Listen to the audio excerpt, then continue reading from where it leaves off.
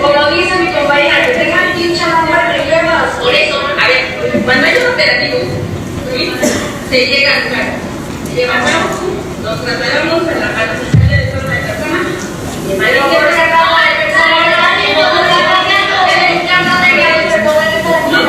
que nada más nosotros vemos un delito, que todos los que somos los operativos, pero si no estamos diciendo que estamos pero cuando tú me lo dices, yo no te puedo identificar.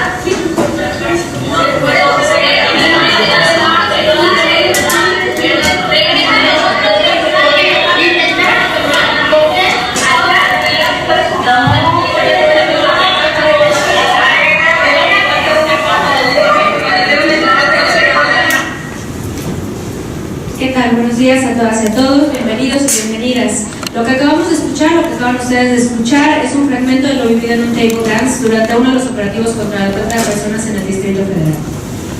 El día de hoy nos encontramos aquí para la presentación de consecuencias invisibles del rescate del caso del table dance. Nos acompañan Mónica Salazar, directora del colectivo contra la trata de personas.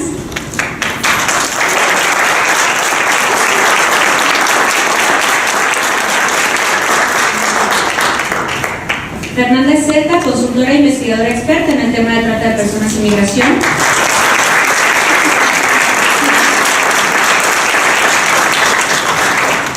Mónica y Fernanda son coautoras de esta investigación, así como Morelia Tovar y Enrique Genis, presidenta y vocero del Movimiento por el Entretenimiento Erótico AC, respectivamente.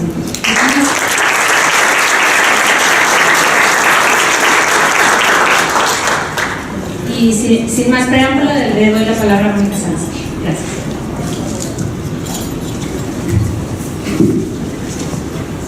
Hola, buenos días a todas y todos. Muchas gracias por estar aquí.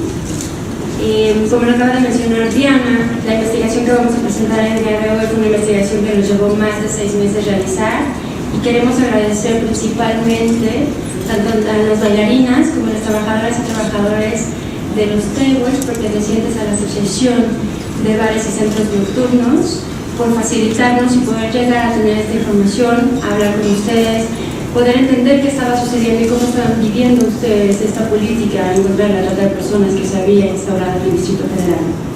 En ese sentido también quiero agradecer mucho la colaboración en esta investigación de Susana Hernández, de Marisol Reynal y de Laura Madrid, que nos ayudaron en desarrollar la metodología. ¿Cómo hicimos esta investigación? Esta investigación tomó como base la guía TED, que es una herramienta que se desarrolla en Países Bajos para medir precisamente la política y el impacto en derechos humanos de las acciones de combate contra la trata de personas.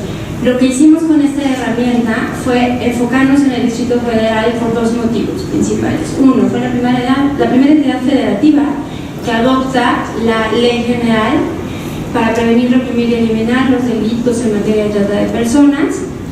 Y la segunda, porque es una de las principales entidades que ha tenido acciones de combate contra la trata de personas.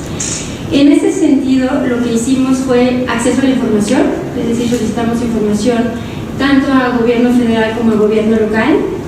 Hicimos más de 96 entrevistas, entre ellas a muchas y muchas de las personas que están aquí, familiares, dueños de algunos centros, bailarinas, trabajadoras, trabajadores, y recopilamos testimonios de personas que aún se encuentran detenidos por estas situaciones y este combate también. En este sentido, ¿qué hemos encontrado en términos generales?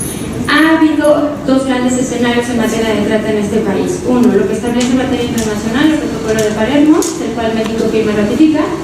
Y 2, desde 2007 empezamos a tener legislación en materia de trata en México, que ha tenido como consecuencia que la primera legislación del 2007 al 2012, mayo del 2012, tuvo un impacto mediocre en términos generales para la identificación de las víctimas de trata.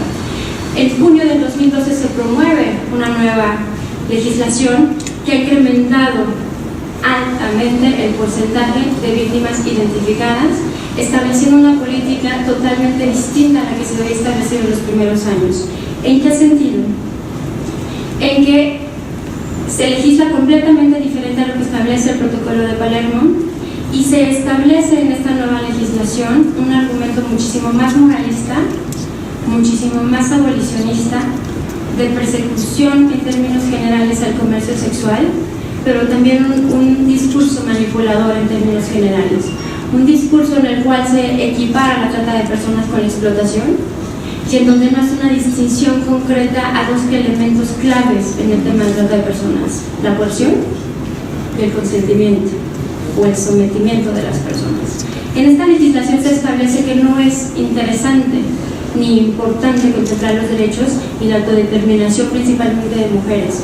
Uno de los hallazgos que identificamos fue que más del 95% de las víctimas que se han identificado actualmente, es decir, de junio del 2012 a diciembre de 2014, que lleva a cabo esta investigación, han sido mujeres adultas. Es decir, que un 90% de las personas que han sido detenidas bajo argumentos de trata, es decir, los tratantes, son varones. Y muchos de ellos han permanecido por muchos meses siguiendo un proceso judicial, mientras la Procuraduría establece o trata de identificar los elementos para que estas personas permanezcan privadas de la libertad. ¿Qué ha sucedido con eso? Esta investigación arrojó tres cosas interesantes desde la perspectiva del colectivo. Una, la Procuraduría del Distrito Federal no cuenta con estadísticas claras ni datos concretos de quién es una víctima y cómo se establecen las características de esta víctima. La segunda es que al momento de que nosotras solicitamos una entrevista o una reunión o información con la misma Procuraduría, se nos va negada en repetidas ocasiones. Y tres, solicitamos también información con las organizaciones de la sociedad civil que se vinculan directamente en la atención a estas víctimas de trata, la cual también se nos fue negada. En este sentido, nos llamó mucho la atención que las autoridades a nivel federal, en términos generales, en persecución en materia de trata, tienen una visión muchísimo más integral y de protección de los derechos humanos que la misma Procuraduría del Distrito Federal. La Procuraduría del Distrito Federal no cuenta con un protocolo establecido para identificar quién es una víctima de trata y quién no, para identificar cómo es que se le somete a una persona y cómo es que se vulnera el consentimiento de esa persona o no. Lo que nos lleva a pensar que establece una política de combate al comercio sexual independientemente de que se encuentre algún elemento de traslado o coerción a esa persona. No hay importancia en eso. ¿Y cuál fue el elemento más fácil de identificar por parte de la PGJDF? Los tables o los establecimientos denominados table dance o giros negros. Una de las cosas que nos llama mucho la atención y que tratamos de establecer en esta investigación, es que al momento de que se hace un operativo, automáticamente las chicas que son identificadas en estos establecimientos son catalogadas como víctimas de trata. Los trabajadores y los chicos son catalogados como tratantes o posibles responsables.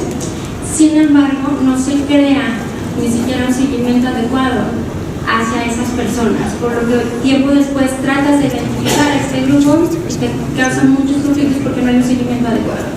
Muchas de estas personas con las que nos entrevistamos por parte del Centro de Atención a Víctimas y por parte de algunas otras instancias nos comentaban que les costaba mucho trabajo identificar y dar seguimiento a dónde estaban estas personas, qué atención habían recibido, etc.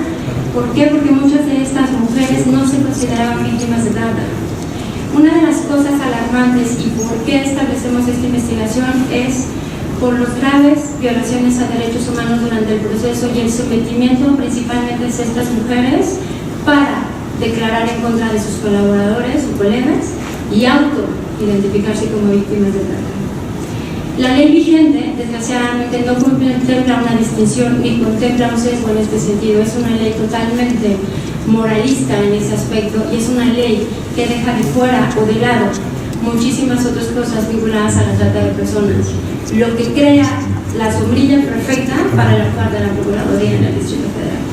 En términos generales, es por eso que desde el colectivo, con la colaboración de Fernanda, investigamos esto, solicitamos información y invitamos al movimiento de entretenimiento para que nos compartan un par de testimonios de las personas y de qué ocurrió en este sentido. Entonces voy a pasar el micrófono a Denis a que nos pueda compartir su testimonio y vamos a seguir.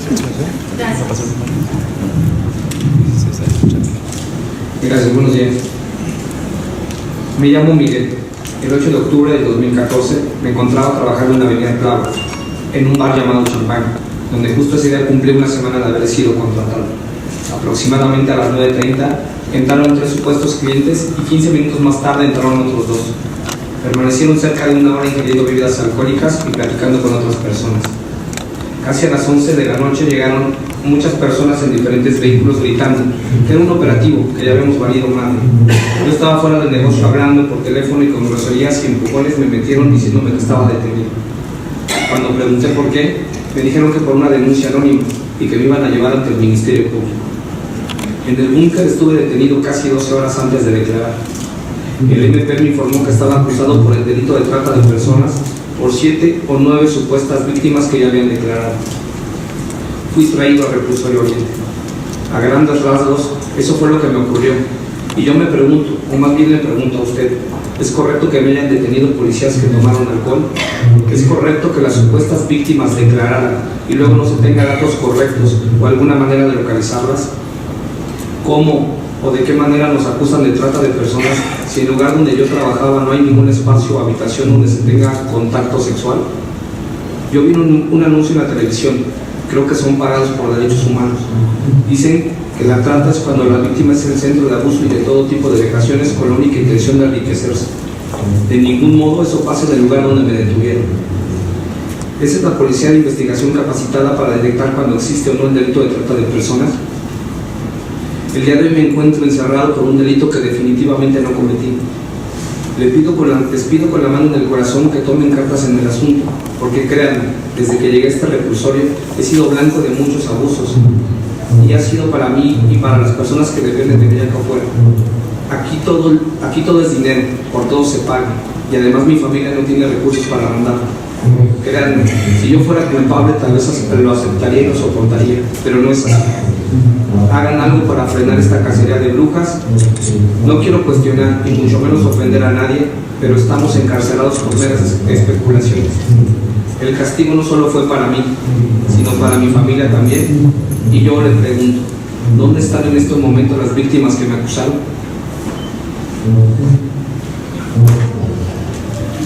Gracias, Miguel. Le voy a dar la palabra ahora a Fernanda. Muchas gracias, muy buenos días. Voy a tratar de ser lo más clara posible, si no después va a haber una sesión de preguntas y respuestas para aclarar todas las dudas que haya. El tema de trata de personas ciertamente es un tema complejo y cuando hablamos de trata de personas con fines de explotación sexual se complejiza el doble, sobre todo en el Distrito Federal. Lo que hemos visto en los últimos años a partir de la de la ley de trata del 2012 es que esta ley y sus disposiciones en comercio sexual están acompañadas de un discurso básicamente moralista, como lo mencionó Mónica, un discurso que tiene 3 componentes esenciales, 3 componentes muy específicos. En primer lugar, muchos leemos y escuchamos en los medios que se tienden a magnificar las cifras. El tercer negocio más lucrativo, la esclavitud humana, 2 millones de víctimas, 800,000 víctimas detenidas, el 36% de los mexicanos, según INEGI, son posibles víctimas de trata.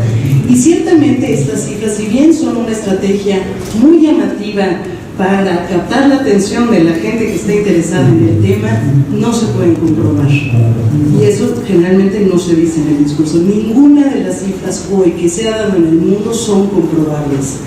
Y ahí empezamos con un tema complejo, porque viene la segunda parte, que lo que hemos estado viendo generalmente en los medios y en los discursos de personalidades de la sociedad civil y política, es una serie de historias crudas, historias que llaman a lo que en Colombia se llama la pornografía de la violencia, es decir, muy violentas, muy crudas, que llaman a una movilización de sentimientos. Acompañadas de estas cifras, entonces ya nos va creando en el imaginario social y en el imaginario colectivo una idea de una situación muy aberrante, sobre todo enfocada en la explotación sexual y la prostitución. Siempre son mujeres completamente victimizadas y hombres clasificados como perpetuadores absurdos. En tercer lugar, como ya lo mencionó Mónica, el discurso político que se ha ido manejando hasta ahora en el tema de trata de personas es un discurso básicamente maniqueo. ¿Estás conmigo o estás contra mí? Si estás contra mí, entonces no podemos seguir hablando del tema. Como alguien dijo, no tenemos que defender la verdad porque la verdad se defiende sola en este discurso. ¿Qué pasa?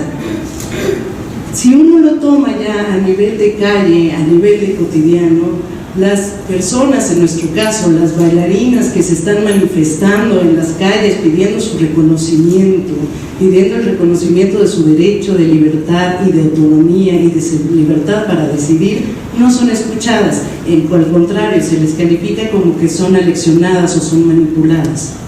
En este escenario, el Distrito Federal ha encontrado un paraguas perfecto para sus acciones. Desde el 2007, en el que se modificó el título 6 del Código Penal y se desarrolló el tipo penal de trata de personas, se eliminó la posibilidad de que en la trata existieran el uso de la fuerza, la coacción y el engaño para calificarlo como un tipo de trata. Esto se llama los medios comisivos y es un componente muy importante para hacer la diferencia entre trata de personas y explotación. Equipara también la trata de fines sexuales con la explotación. ¿Y qué quiere decir esto? Quiere decir que una persona no puede decidir voluntariamente ejercer el trabajo sexual. ¿Por qué? No importa si le dicen, bueno, tú vas a trabajar acá, los primeros 2 clientes en este espacio, los primeros 2 clientes que tengas van a ser para cubrir los gastos de la casa, los gastos de renta, manutención tal, y el resto del trabajo que hagas se queda contigo. Eso ya está calificado como explotación. Es decir, en ese momento se está negando el derecho de una trabajadora, un trabajador sexual, a organizarse en espacios cerrados o abiertos, porque se clasifica inmediatamente como explotación sexual y por lo tanto trata. No se distingue entre prostitución forzada y prostitución voluntaria. Y esto lo marcan desde 1949 con una convención internacional que es el antecedente más cercano en este tema en la trata de personas, que es una convención de corte abolicionista que buscaba y que tuvo grandes avances para los derechos a las mujeres, pero que ahí se quedó. Después, las mujeres han tenido una lucha por el reconocimiento de sus derechos, de su autonomía, de sus derechos sexuales y su libertad, que no está reconocida en la normativa mexicana, ni en la federal, hoy por hoy en la ley general, ni en la del Distrito Federal. Ante esta situación se pone un énfasis excesivo en la trata de personas con fines sexuales, y esto permite también que el DF desde el 2008 tenga un buen número de consignaciones, un buen número de sanciones y un buen número de acciones, sobre todo relativas a los operativos antes a cargo de la Fiscalía de Delitos Sexuales. En mayo del 2013 se crea la Fiscalía Central de Investigación del Delito de Trata de Personas. Ya desde el 2008, el diagnóstico y el programa de derechos humanos del DF recomiendan la creación de esta fiscalía para atender el tema de una forma más integral y objetiva. Entonces, en mayo del 2013 se concreta esto, y ¿qué es lo que encontramos? Se mantiene el enfoque excesivo hacia la trata con fines sexuales y hacia el comercio sexual, y se aumentan de forma exagerada los operativos, sobre todo a espacios cerrados, a establecimientos, tanto a centros nocturnos como a clubes privados, como a centros de fichaje, como también a spa, a casas de masaje y a casas de citas. Siempre todo en comercio sexual, donde el objetivo a rescatar o liberar, que se usan como sinónimo, son las mujeres, independientemente si son ellas mayores o menores de edad, que son víctimas que el gobierno debe proteger. Ese es como el entendimiento que está detrás de los operativos.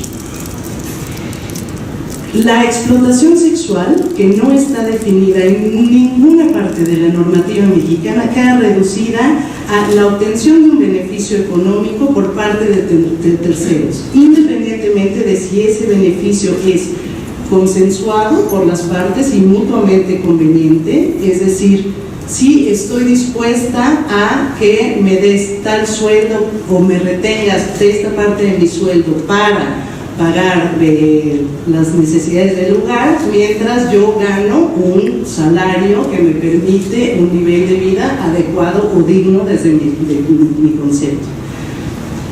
Y tampoco se considera el engaño, el abuso y la coacción, como ya dije. Hasta marzo de este año, más o menos, nosotros contabilizamos más de 700 víctimas rescatadas solo en el Distrito Federal. Ese número es una locura. En ninguna parte del mundo existen esas cifras. En noviembre del año pasado, el propio gobierno decía que había rescatado a 589 víctimas, en promedio de 100 víctimas rescatadas por mes. ¿Dónde están?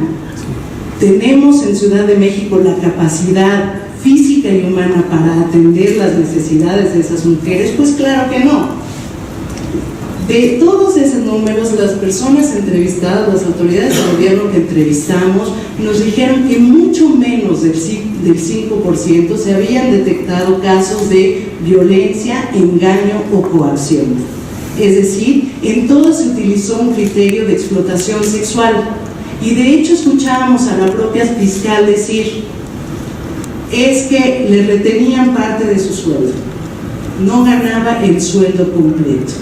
Y esto tiene que ver con que el trabajo sexual en México no está reconocido. Aunque la prostitución es legal y se reconoce como prostitución, no está regulada y no se reconoce como una actividad en la agenda laboral. Todo esto evidencia dos cosas muy importantes. Por un lado, se está malinformando a la sociedad sobre lo que está sucediendo.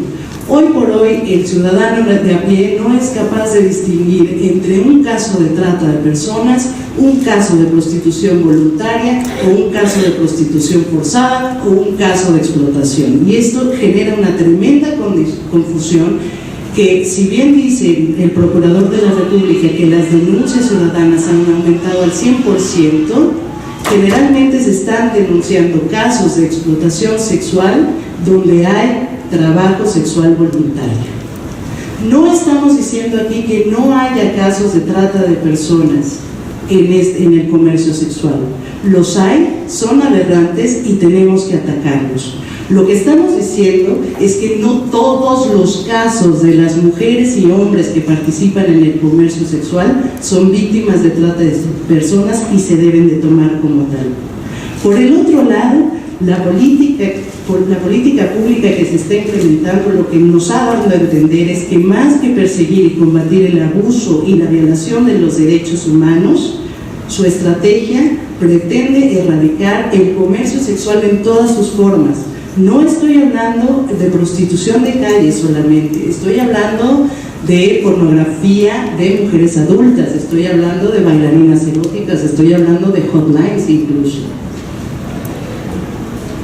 ¿Por qué los table dance? ¿Por qué nos acercamos a los table dance? Uno, pues los operativos tuvieron una presencia mediática muy importante y casualmente, lo van a ver en el libro, hicimos un recuento de su participación en los medios. Las víctimas se contaban por decenas en los casos de los table dance. En segundo lugar, los table dance han sido un foco rojo por la importación o la presencia de mujeres extranjeras como bailarinas eróticas. Ya en 2006 las organizaciones civiles alertaban que ahí podría haber situaciones muy fuertes de trata de personas por el simple hecho de cómo se estaban trasladando a las mujeres y cuáles eran las condiciones de trabajo que tenían. Hoy prácticamente todos los lugares en donde participaban las bailarinas extranjeras están cerrados. Esto no quiere decir que no haya bailarinas eróticas extranjeras ni que estén haciendo este trabajo, es que están completamente invisibilizadas. Los centros nocturnos que siguen abiertos han evitado de hecho contratarlas, incluso con la discriminación que ello implica, para evitar ser presa de un operativo o una redada. Y esto me parece que es totalmente grave, pues presumimos, no pudimos tener acceso a ellas, por más que las buscamos, que están entrando en espacios mucho más clandestinos y de mayor riesgo para hacer su actividad. El otro punto muy interesante es que desde su origen, en finales de los años 80, los table dance operan bajo un desorden administrativo. No están reconocidos legalmente, están incluso en la ley de establecimientos mercantiles en el mismo lugar que un centro de espectáculos Prestigio, uno de estos, ¿no?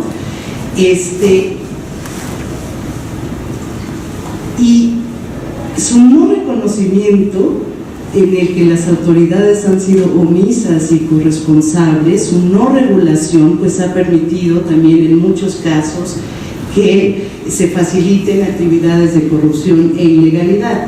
Como todos sabemos, o como estamos aprendiendo ahora, la trata de personas se facilita en espacios que están no regulados o que están muy poco inspeccionados. Finalmente, como lo mencionó Mónica, el acercamiento con la Asociación de Bares y Centros Nocturnos y así como con el Movimiento Pro Entretenimiento Erótico nos permitió tener un contacto privilegiado con el primer frente, con las bailarinas, los empleados, las empleadas e incluso los empleadores. Incluso tener acceso y hacer observación participante en algunos centros nocturnos para ver cómo estaban funcionando, ya que estos son espacios que están muy cargados de prejuicios, sobre todo los que no somos clientes asiduos. Tenemos que recordar que en el comercio sexual la población se distingue por lo que en los estudios sociológicos se llaman poblaciones de difícil acceso, ya que tienen un grado de discriminación y estigma que no es fácil que se pueda ni siquiera hablar o interceder, así que agradecemos siempre, sin ellos no hubiera podido ser lo mismo, a la asociación y al movimiento. Voy a ser muy rápida, ya seguro casi terminé el tiempo, pero como bien lo mencionó Mónica, entre las consecuencias hay consecuencias para todos. Digamos, hay una interrupción violenta, se divide a la gente, a las bailarinas, todas víctimas, salvo que haya una investigación previa, a los empleados y empleadas, todos clasificados como victimarios o presuntos responsables, y a los clientes como posibles testigos. Esta división de tres grupos ya de entrada está marcando, ¿no? Está clasificando y está dando un acceso inequitativo a la ley a los empleados y a las empleadas. Las bailarinas han manifestado ser víctimas de violación física, verbal, no entender qué era lo que estaba pasando y ser obligadas y presionadas y chantajeadas a firmar declaraciones prefabricadas culpando a sus compañeros de trabajo para poder salir libres.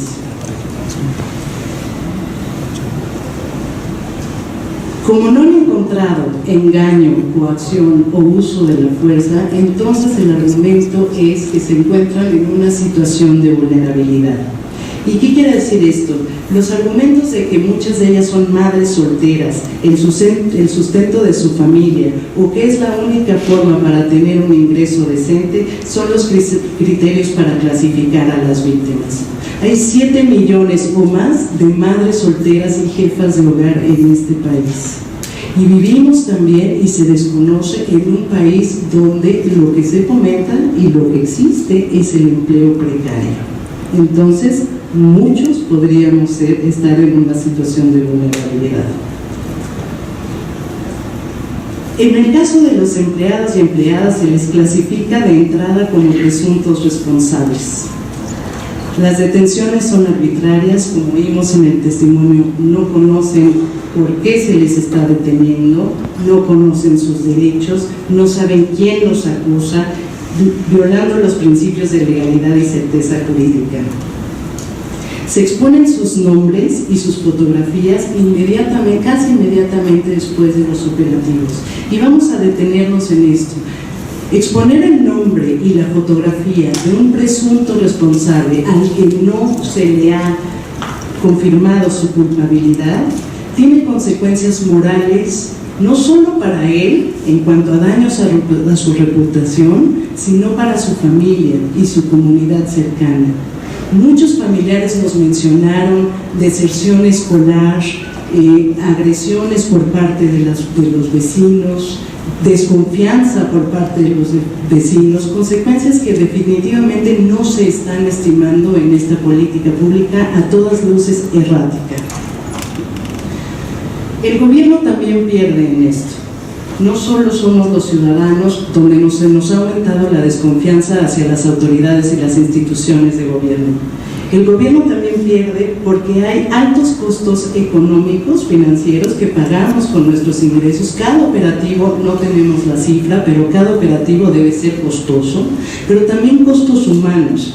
Lo que logramos ver en las entrevistas a funcionarios públicos es que están desbordados, agotados y quemados por los operativos. Ya no entienden bien qué es lo que está pasando. Hay un retroceso muy grave en el reconocimiento de los derechos y la libertad de autodeterminación de las mujeres. Esto va contra la imagen de México de una ciudad de vanguardia en cuanto a derechos sociales. Lógicamente, las intrusiones, los operativos aumentan la desconfianza hacia las autoridades y las instituciones. ¿Qué quiere decir esto? Se está perdiendo la posibilidad, y aquí me parece muy importante, de tejer redes de colaboración comunitaria para poder combatir este delito. No hay mejores aliados que la gente que trabaja en el propio medio. No hay mejores aliados que las bailarinas y que los empleados y empleadores que están en ese espacio cargado de prejuicios, cargado de oscuridad, para poder hacer una denuncia en casos de trata de personas. Incluso que los mismos empresarios que están dispuestos a abrir sus negocios, a hacerlos más transparentes y a colaborar con el gobierno. En este sentido, el gobierno también está perdiendo. Muchas gracias.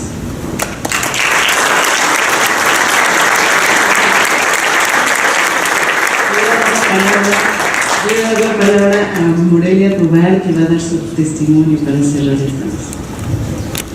Buenos días, mi nombre es Michelle. Fui de las que peor la pasé. Nunca había estado en una situación similar y en su momento no comprendí nada de lo que estaba pasando. El día del operativo me encontraba en el salón cuando vi entrar a más de 70 personas o presuntos policías al lugar. Iban armados y a gritos y agresiones comenzaron a separar a todos los que estábamos ahí, clientes, bailarinas y trabajadores. En ese momento acudí al camerino y ellos ya iban atrás de mí, presionando para que nos cambiáramos, pusiéramos la ropa en bolsas y entregáramos junto con nuestros celulares. Viendo todo, comencé a sentir mucho miedo e intenté llamar a mi mamá para avisarle de lo que pasaba. En ese momento, una señora que entró junto con los policías comenzó a jalarme del cabello para quitarme el teléfono. Me soltó hasta que mis compañeros comenzaron a gritar de que me dejara en paz. Todo era un caos. Gritábamos que se identificaran y únicamente respondían: cualquier aclaración sería en la agencia. Fui de las primeras que sacaron del lugar. Me sacaron con la cara tapada porque ya había medios de comunicación afuera. A gritos y agresiones me subieron a un camión para llevarme a la PGJ del DF. Pensé que lo peor ya había pasado sin esperar que las cosas se pondrían peor. En la Procu, la MP me pidió que cooperara, que iba a hacerme unas preguntas y que yo solo tenía que responder y me podía ir. Yo acepté. Algunas de las preguntas fueron: ¿cuánto te pagan por tener sexo? ¿Cuánto ganas por copa? ¿Conoces a la gente de ese lugar? Y muchas más preguntas de ese tipo. Yo le comencé a responder que no me prostituía, que iba de vez en cuando y que no conocía a todo el personal. En ese momento le cambió la cara y comenzó a decirme: no te hagas pendeja, si yo ya sé todo. Vas a firmar esta hoja que te voy a entregar para que te puedas ir y no te metas en problemas. Comencé a leer la hoja y ahí decía cosas que yo no había dicho, por lo que me negué a firmar y su reacción fue peor. Llamó a un licenciado, no recuerdo el nombre, y le dijo: habla tú con esta pendeja, no entiende y ya me cansó. El licenciado, de una manera más amable, me pidió que firmara. que si no lo hacía me iban a mandar con mis compañeros y ya no sería víctima sino tratante, me iría al reclusorio, pero que si firmaba me podría ir muy rápido y no tendría problemas. Me negué una vez más a firmar y que no podía culparme de nada, pues yo no había hecho nada malo. En ese momento el licenciado se enojó y me empezó a gritar: "Te lo dije, cabrona, te vas a chingar", y le pidió a la MP que me llevara con mis compañeros. No me pude comunicar con nadie por horas, hasta que llegó un abogado que según él sería mi representante. Me pidió que me reservara mi derecho a declarar y quería preguntar qué pasaba. Regresó y me dijo que estaba detenida por los delitos de trata de personas, corrupción de menores y encubrimiento. En ese momento comencé a llorar y quise llamar a Derechos Humanos, pues ya sabía que tenía ese derecho. Nunca me lo permitieron. Después de casi un día ahí, cuando nos bajaron a las galeras y nos empezaron a entregar nuestras cosas, eran como las 4 de la mañana del domingo y en ese momento nos dijeron que seríamos trasladados a Santa Marta. Para trasladarnos me ataron las manos con un cinturón de plástico. Una de las policías, al quitármelo, me enterró las tijeras en la muñeca y me cortó, cosa que no le importó. Ingresé con otras 10 compañeras al penal de Santa Marta el domingo 23 de febrero a las 5:30 am aproximadamente. Estuve ahí una semana. Salí el 1 de marzo del 2014 junto con otras compañeras. No todas salieron. Gracias.